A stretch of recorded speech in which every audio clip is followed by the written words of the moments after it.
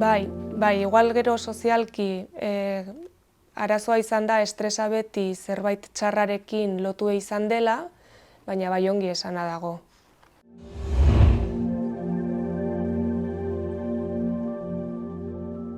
Bai, igual hasiko beharko ginateke, esanez, estresa guk zerbait mekanismo bat da, gure mekanismo bat. Estresak normalean oso funtzio ona dauka, edozein egoeretan zailagoa edo errezagoa, aktibatzen da gure barnean eta erantzuteko gaitasuna ematen digu. Noski, egoera guztiak ez dira berdinak eta inpaktoa izaten baldin badu egoera horrek, adibidez egoera latz batean, gerrate batean, indarkeria egoera batean, horrelako egoera batean, estres mekanismo hauek aldatu egiten dira eta hori dena bizitzeko modua izango da baldintzatuko duena, ez? Gero, nahasmenduren bat edo beste bat garatu ahal izango dugun.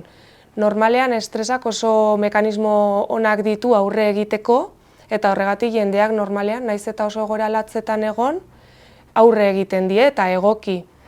Beste batzuetan, izan daitezke ezaugarri desberdinengatik edo irizpide desberdinengatik, ez da horrela gertatzen, mekanismoak nahastu egiten dira, eta erantzuna batez ere barnetik, eta hori da trauma, sortu egin daitezke. Argi eduki behar dugu, traumaz hitz egiten dugunean, egon behar duela beti egoera bat hori sortzen duena. Askotan gizartean oso erraz erabiltzen da trauma hitza, baina argi eduki behar dugu egon behar dela egoeraren bat konkretua, oso indartsua dena, adibidez gerrate bat edo sexu eraso bat, horrelako zerbait. Eta badagoela beste moduren bat ere, beste modu batzuk egoera berdinera heltzeko, adibidez haurtzaroko binkulazioetan ez baldin badira apego seguruak egin eta horrelakoak. Horregatik, kontuz erabili behar da ere trauma hitza kalean oso erraz erabiltzen delako, baina ondorio konkretu batzuk ditu eta fase batzuk ere bai. 3 mota daude gainera, traumarekin harremandutako 3 kontzeptu erabiltzen ditugu, trauma agudo esaten dena eta hori da momentuan gertatzen dena, egoera horren ondoren, denbora motza irauten duena, oso intentsoa da, eta gero normalean pertsonak baditu bere errekurso propioak horri aurre egiteko. Beste gauza bat da izatea trauma kronikoa, ez? Hori noiz gertatzen da? Ez denean egoera konkretu bat izan, baizik denboran zehar eman den, adibidez, bikote harreman batean indarkeria sortu denean eta urtetan zehar egoera desberdinak agertu direnean, edo gerrate batean denbora luzez bertan mantendu zarenean. Eta azkenik hitz egingo genuke trauma konplexuaz, ez? Nahasten direnean, bai, trauma mota desberdinak eta baita denbora edo epe desberdinak. Horregatik, hitz egiten dugunean estresa eta trauma elkarrekin, eduki behar dugu oso argi, estresa mekanismo bat dela eta trauma sortzen dela guregan edo zure buruak interpretatzen duenean zure bizitza arriskuan dagoela modu batez edo bestez.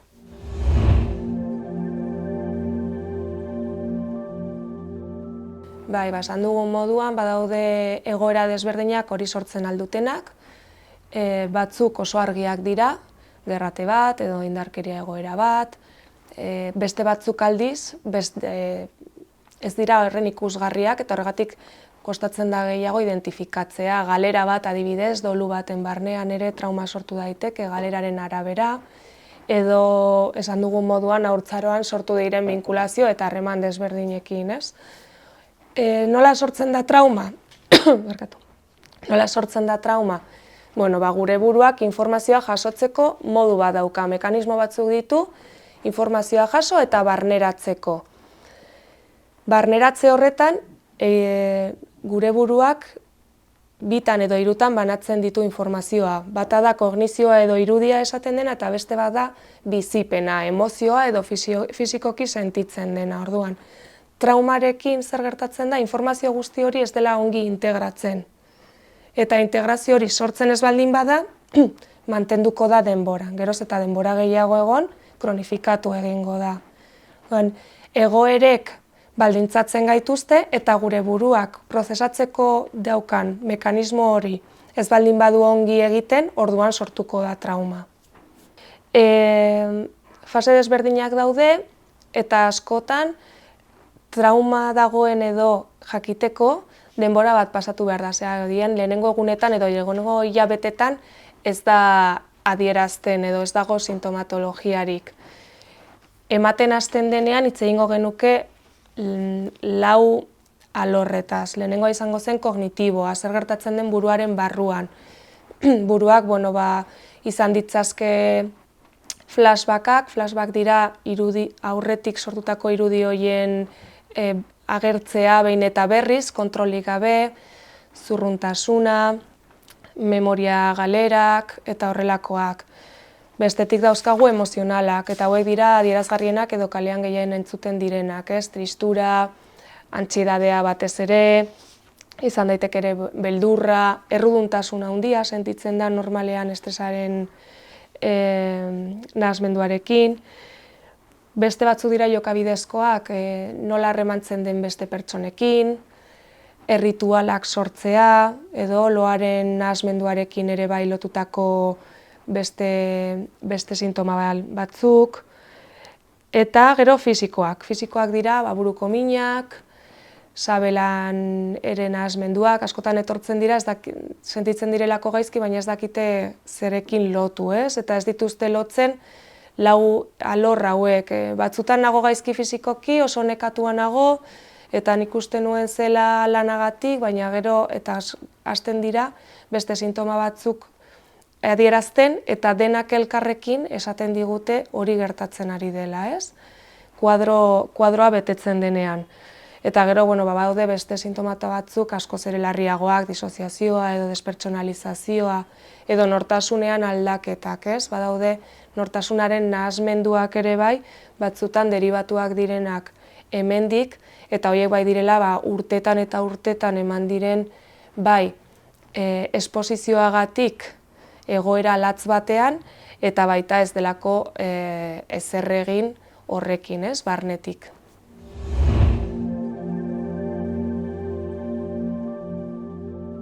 Nahasmendu hontaz ari garenean, irizpidea edo lehenengo irizpidea da egon behar izan zarela traumatikoa izan daitekeen egoera batean. Eta hori ezin da aurrez ikusi. Uholde bat ezin da aurrez ikusi, gerrate bat ez da ere, edo eraso bat. Orduan, prebentzioa beste alde batetik hartu behar da, eta da nola garatzen den pertsona bat horri guztiari aurre egiteko. Zer egin dezake pertsona batek? Kognitibokiari baldin bagara, malgutasuna, gero eta pertsona malguago izan, gero eta rekurso gehiago eduki, edo zein egoerari aurre egiteko gaitasun gehiago izango du, Beste batzuk izan daitezke ikuspegia, bizitzaren ikuspegia, gero eta baikorragoa izan, gero eta gauzak ikusteko objektibitate gehiago eduki eta errekurso gehiago arazoak konpontzeko, umorea ere oso importantea da. Askotan jendea larritu egiten da, egoera latz baten aurrean, zergatik batek txiste bat egiten duen, baina hori adaptatiboa izan daiteke egoeran aurre egiteko, lasaitzeko modu bat bezala. Beste batzuk daude, kontrola, kontrolaren maila adibidez, egoerak kontrolatzeko ze gaitasun duzun, bai kanpotik eta bai barnetik, autorregulazioa. Ze mekanismo dituzun zure gorputza erregulatzeko barnasketaren bidez, erlaxazioaren bidez, autoinstrukzioen bidez. Jendeak badauzka gaitasunak egoera latzei aurre egiteko, beti horrela izan da. Orduan, horiek gero eta gehiago garatu eta gero berriki atera diren beste mekanismo batzuk garatu daitezkenak, barneratu, hobeto izango da. Egoera ezin dugu gaitzetsi, baina bai nola egiten diogun aurre, moldagarritasuna esango nukenik dela kontzepturik importanteena. Gero eta moldagarriagoa izan pertsona bat, orduan eta hobeto egingo dio aurre edozein arazori. Eta horrek babestuko du nolabait, batez ere ondorio latzak eukitzeari begira, Bai, esan duguna, ez? Malgutasuna, mundua gero eta zabalagoa ikusiz eta besteengandik ere ikasiz, aurre egiten aldiegu errazago beste gauzei, ez? Eta inkluso kontzeptu ezain berri, baina bai berriki denen ahotan dagoena, resilientziarena da, ez? Nola pertsona batek beti harremantzen dugu egoera latz batean egoteak trauma bat sortzeko aukera izango duzuna, baina badago ere zure burua handitzeko aukera.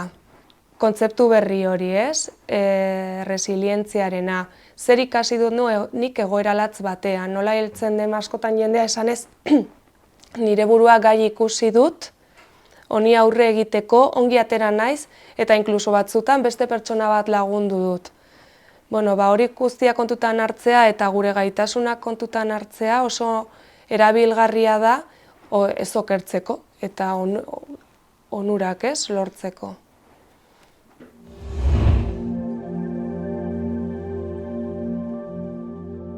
Ondorioak izan daitezke epeka, epe motza, ertaina edo epe luzean.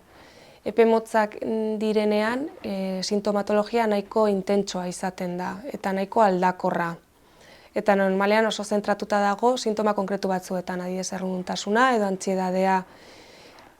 Denbora aurrera joan ahala, nahasmendu batean garatu daiteke, bai estresaren ingurukoa edo beste batzuk, bai antsiedadearen inguruan, depresioaren inguruan, fobiak eta horrelakoak.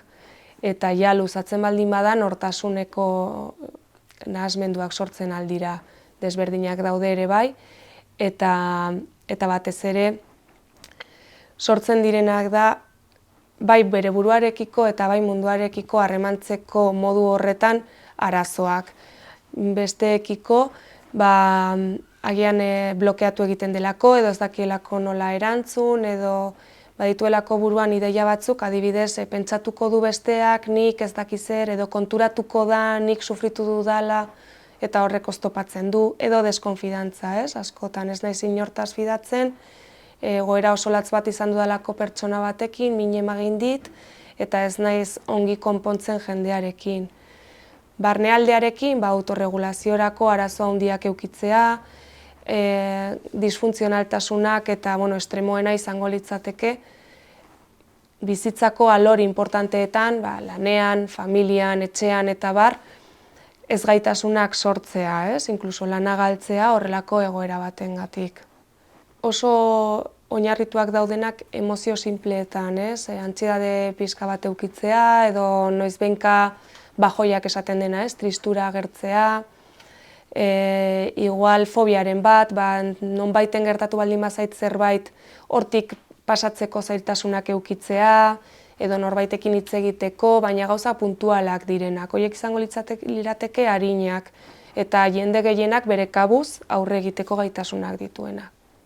Larriak izango lirateke galera importanteak daudenean, adibidez, zure burua zaintzen ez duzunean, oinarrizkoak elikaduran, higienean, lanera joateari uzten diozunean, edo besteekin hitz egiteari uzten diozunean, etxean sartu, horiek izango lirateke larrienak, eta inkluso garatzean hortasunarekin harremanduta dauden nahasmenduak. Pentsatu behar duguna da, piramide batek antza izan dezakela, egoera hauek.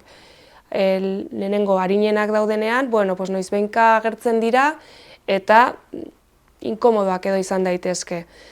Horiek aurrera joan ahala, gertatzen dena da gure bizitzan eta gure buruan orokortzen direla, eta gero eta afekzio gehiago ditu gure bizitzan, eta gero hori konpontzeko lan gehiago egin behar da, pausoz pauso joan behar delako, hori dena desegiteko eta oreka bat lortzeko berriro. Batzutan, inkluso nortasunaz ari garenean, batzutan ezin da guztiz lortu hori desegitea. Oso larriak hitz egingo genuke depresio larriak eukitzeaz eta ohetik ez altxatzeaz, ideia autolitikoak eukitzea edo aurrera eramatea eta buruaz beste egitea izango litzateke larriena hori argi dago, edo beste min egitea batzutan, erantzuna hori denez besteekiko beste pertsona bat mintzea.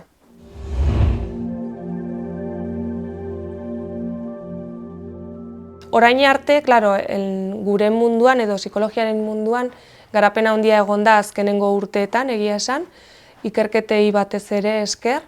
Ez da lehen egiten zena funtzionatzen ez zuenik, baizik ez zela nahikoa. Lehen erabiltzen ziren terapiak batez ere kognitibo-konduktualak ziren, edo narratibak horrelakoak. Erabilgarriak bai, baina ez nahikoak.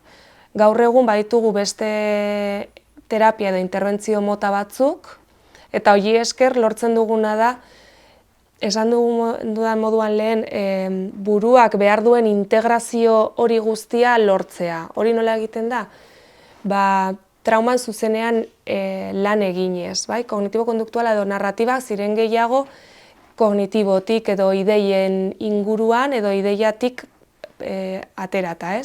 Hemen, orain beste terapia batzuk, adibidez EMDR deitutakoa eta Homsek onartua daukana, edo terapia somatikoak ere bai, horrelakoak egiten dute lan gainera, aurretik esandakoaren gainean, emozioekin eta gorputzarekin, eta horrela lortzen da buruak integrazio osoa egitea edo ahalik eta osoena, eta orduan ikusi izan dena da lehengo terapia horiekin, sintomatologia terapian zauden bitartean jaitsi egiten zela eta denbora batez mantentzen zela, baina gero berriro ateratzen zirela sintomak. Hauekin ikusten ari dena da egoera hori ongi egotearen edo oreka lortze horren denbora luzatu egiten dela eta buruak beste mekanismo batzuk pizten dituela horri esker integrazio guzti hori egiteko eta trauma hobeto lantzeko. Adina delarik, kognitiboa normalean, kognitibo-konduktuala, fobiaren bat identifikatzen baldin bada esposizioan oinarrituta, gauza simpleak edo ezain luzarokoak, motzagoak izaten dira, pertsonak normalean ez baldin badu gehiago garatu, errekurso pertsonal gehiago dituelako izaten da, orduan errazagoa da horri buelta ematea.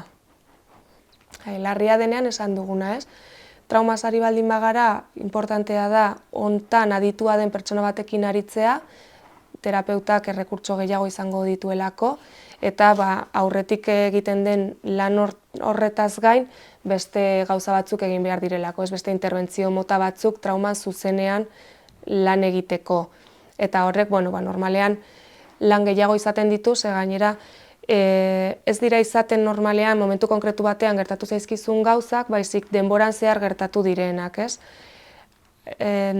Gaizki dago pentsatzea egoera larriagoa izateagatik okerragoa dela pertsona batengako. Adibidez, emakume batek izan dezake eraso sexual bat momentu konkretu batean eta nahiko arin egoera horri buelta eman eta ongi egon, naiz eta oso larria izan egoera, baina igual indarkeria egoeran egon den emakume bat bikote batekin, denboran zehar naiz eta indarkeria maila baxuagoa edo izan, denboran zehar mantendu denez, hori desegitea zailagoa da eta lana sakonagoa ere bai. Orduan, batzutan bai arintasuna eta larritasuna ikusi behar dugu zenbat denboraz egon den egoera larri horren aurrean eta horrek eragingo ditu sintomatologia desberdinak edo kronikoagoak eta orduan egin behar da lan luzeagoa. Geroz eta denbora gehiago egon, geroz eta lan gehiago egin behar da. Oso larria denean, nik uste dut lana profesional gehiagok ere egin behar dutela, eta terapia hauek jasotzeaz gain, badago jendea jaso beharko duena ere medikazioa behintzat denbora batez oreka lortzeko, eta hori sendagilea den pertsona batek egin beharko du, eta espezializatua baldin badago asko hobe noski.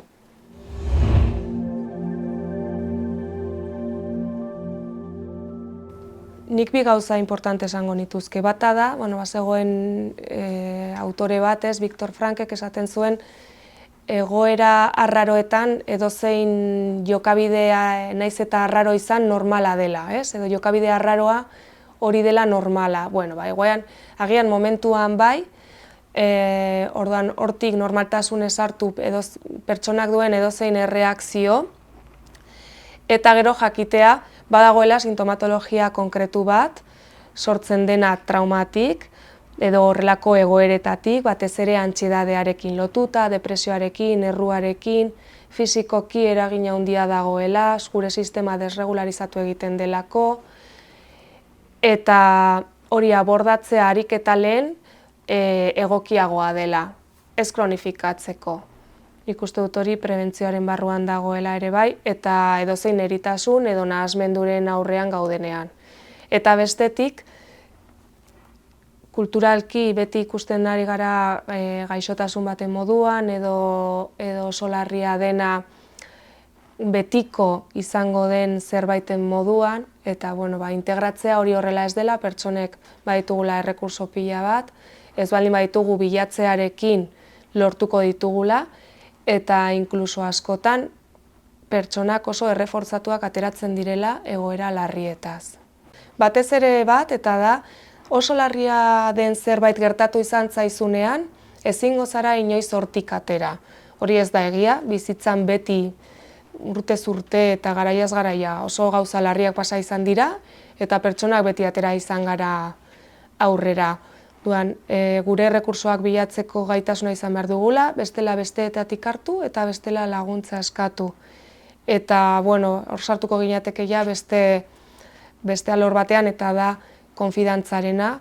Nik ez dut psikologa batengan edo psikiatra batengan konfidantzarik, orduan horra utzi behar duena da, gure alorrean zientzia dagoela tartetik, eta egiten duguna ikerketaen erantzun bat dela, eta urte askotan garatu diren teknikekin egiten direla.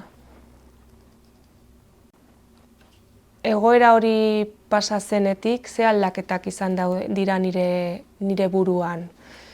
Ideia errepikakorrak ditut, nire gorputza ez dago ongi, zegontasun bat daukat, errua sentitzen dut edozein gauzaren gandik, lehen normaltasunez egiten dituen gauzetan orain arazoak ditut, lehen arazo normalak edo manejagarriak zirenak orain zailtasunarekin konpondu behar ditut edo ez daukat gaitasunik, edo nire burua oso sartua ikusten dut etxean edo niregan edo harremantzeko garaian zailtasunak ditut. Horiek izan daitezke irizpide batzuk. Oso teknikoak direnak batzutan zailak dira identifikatzen, eta errazagoa da igual jokabidean edo sentsazioetan zentratzea. Edozein egoera gertatzen denean, sintoma batzuk izango ditugu. Zerbait positiboa denean, poztasuna sentituko dugu, eta zerbait desatsegina gertatzen denean, beste batzuk izango ditugu. Horiei aurre egitea eta horiek manejatzea da helburua, buruak bere lana egiteko. Negazioan sartzen garenean, ezkortasun horretan ez dugunean ikusi nahi, orduan da denborarekin beste arazo batzuk sortuko ditugunean eta kronifikatuko denean, eta orduan edo laguntza eskatzen dugu edo egoera larri batean aurkitu gaitezke, ez?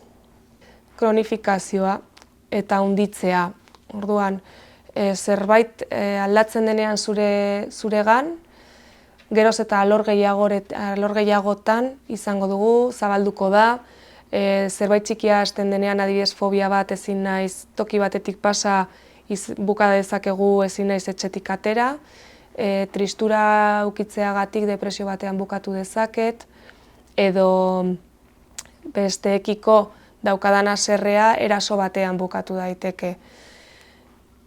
Dena konpongarria da, orduan geroz eta lehenago hasi, hobeto, egoera latz-latz horiek ez dira horren beste ikusten, hori egia da ere. Baina hori normalean da jendeak laguntza eskatzen duelako, bere inguruan edo profesionalengan. Badaude teknikoki tratamendu batzuk jarriak, psikologoen komunitate guztiak onartzen dituenak, eta hori ere importantea da jakitea, tratamendu bat jarraitzeko oinarri esperimental bat eduki behar duela ere bai. Lehen mota batzuk egiten ziren eta, bueno, hein batean erabilgarriak ziren, oso pentsamenduan batez ere oinarritutakoak edo esposizioan, aurre egiteari, eta orain lotu zaizkie beste batzuk, bai, gorputzarekin, emozioekin lan egiten direnak, eta horri guztiari forma ematen ari zaiola eta oso ondorio positiboekin gainera. Horregatik, profesional batengana joatea, espezializatua eta formakuntza duena oso importantea da alderdi horretatik. Bai, gustatuko igual litzaidake hitz egitea ere bai kolektiboaz, ez? Batzutan egoera larri hauek kolektiboak dira, uholde bat, sute bat, gerrate bat, edo indarkeria masan, ez, gertatzen denean. Jaitz egin dut asko norbanakoak egin dezakenaz, eta kolektiboki egin daitekeenaz ere gustatuko litzaidak esatea laguntasuna, laguntzea oso importantea dela, ez? Jendea erabilgarri sentitzea arazo larrien aurrean, orduan jendeari uztea, ez? Gauzak egiten, besteak laguntzen, sute baten ostean natura berrera ikitzen, uholde baten ostean etxeak eta kaleak garbitzen, eta gero, gure artean, gizartean, pertsonen artean, gure emozioak balidatzea, empatia oso importantea dela, epaiketarik ez egitea, esan dugunagatik, bakoitzak erreakzio bat izango duelako, eta hori normaltasunez hartzea eta elkarri laguntzea oso erabilgarria izango da, ere, trauma horrekiko norbanakoarena, baina kolektibotik. Traumak ez dauka adinik, lotzen denez, kanpotik gertatzen den zerbaitekin, edozein pertsonari gertatzen altzaio. Egia da, gero eta ikerketek hau esaten dute, eta teoriak. Gero eta gazteago gertatu, gero eta ondorio larriagoak izango dituela. Pertsona ez den heinean errekurso gehiago edukiko dituelako, eta egoeri aurre egiteko gaitasun gehiago.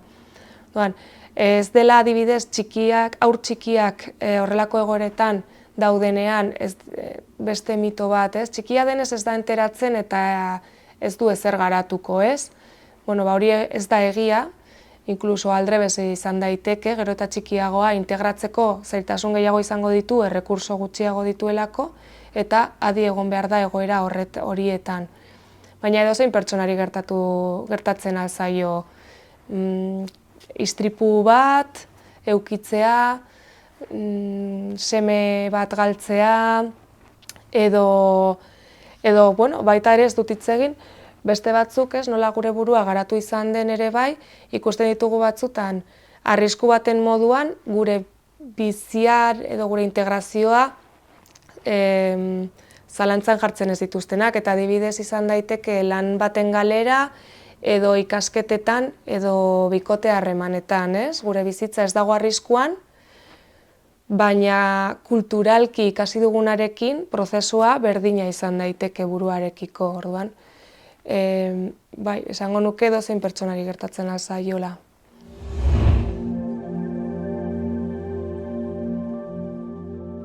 Oso gai ikasia izan da beti, batez ere Estatu Batuetan gerrateekin eta hasi ziren, edo gerratik etortzen ziren pertsonekin batez ere hasi zen, gero zabaldu izan da mundu osoan beste egoera batzuek kontutan hartuz, uholdeak edo suteak, gerrateak, indarkeria, beste batzuk adibidez Hego Ameriketan edo Zentroameriketan ere bai, torturen inguruan ere bai, dago ikerketa handia traumari lotuta. Eta, atera izan dena sintomatologiaren inguruan edo horren inguruan ez du asko aurrera jo, oso argi dagoelako, ikusena da gehiago neurobiologiatik nola sistemak nolakoak diren eta esan dudana, nola ez da bakarrik zerbait kognitiboa baizik eta emozionala eta fisikoa ere bai dela eta hor buruak integrazio bat egin behar duela, horri esker orduan sortu dira interbentzio mota desberdinak, ez bakarrik pentsamenduarekin, baizik emozio eta gorputzarekin ere bai, eta azkenengo ikerketak oso zuzenduak daude prebentzioaren inguruan edo esan duguna, ez? Zer egin daitekeen jendeak sendotzeko, pertsonak sendotzeko eta horri guztiari aurre egiteko. Eta azkenik, erresilientziaren kontzeptu honen inguruan ere, esperantza, ez, pertsonengan, eta esatea, naiz eta gauza larriak edo desatseginak pasa, pertsona bat hezi daitekeela ere horri esker. Orain ez dago eztabaida handirik, dagoena izan da aurkikuntza hauek, eta orduan investigazio edo ikerketa handia dago, jakiteko zertzuk diren errekurtso egokienak horri aurre egiteko. Oraindik, batez ere gorputzarekiko oraindik ez dago ikerketa gehiegi, orduan askok jartzen dituzte zalantzan tratamendu berri hauek, baina denbora behar da ere bai bere ondorioak zeintzuk diren ikusteko. Momentuz nahiko ongi ari dira funtzionatzen, eta hau beti bezala, tratamendu berriak ateratzen direnean, zalantzan jartzen dira, bere ondorioak ikusi arte eta normalizatzen diren arte. Orduan, hor dago ere bai bakoitzak garatu duen tratamendu hori funtzionatzen duela erakutsi nahian, ez? Bai, frogatzearena batez ere, ez? Neurobiologiatik ari dira informazio asko eta asko ematen, eta orduan, hori nola integratu terapiaren barruan, lanketa handia egiten ari da hor, eta postua batez ere sektore handienetik hori da, ez? Egitea gehitzea, beti gehitzea eta gehitzea ikusi delako informazioa edo jasotzeko modua ustez baino askorez ere konplexuagoa zela, eta orduan hori lantzeko erramienta gehiago behar ditugula.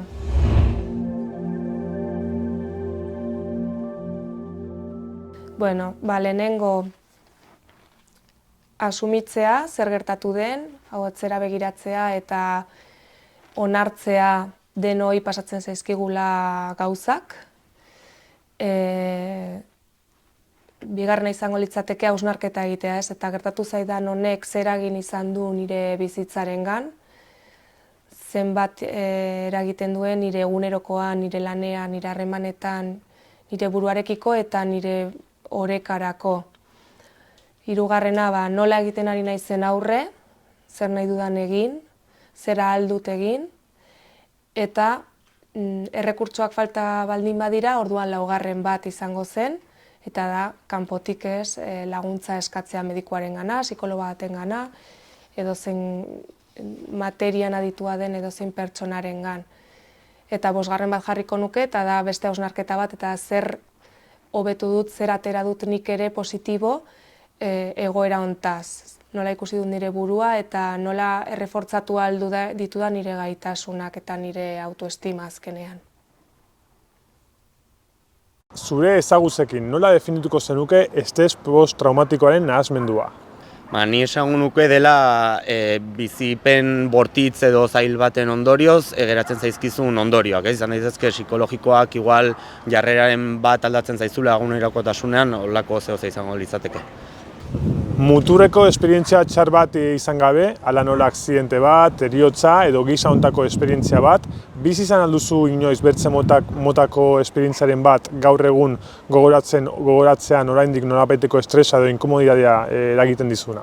Agian txorakerin bat izan daiteke, baina ni igual gaizki portatu izana amarekin, lagun batekin edo hori, eta batzutan gogoratzea hori igual eragiten dizula ez kristona, baina nolabateko antsietatea.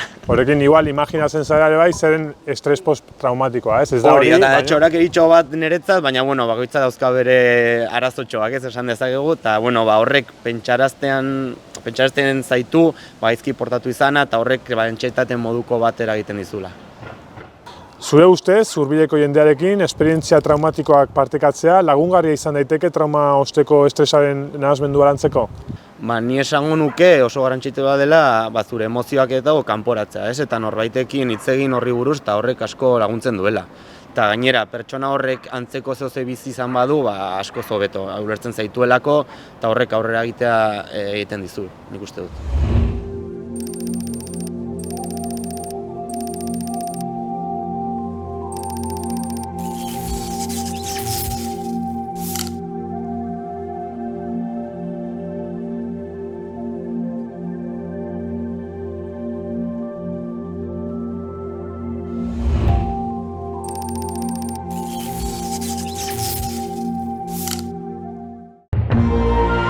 Gobierno de Navarra. Nafarroako Gobernua.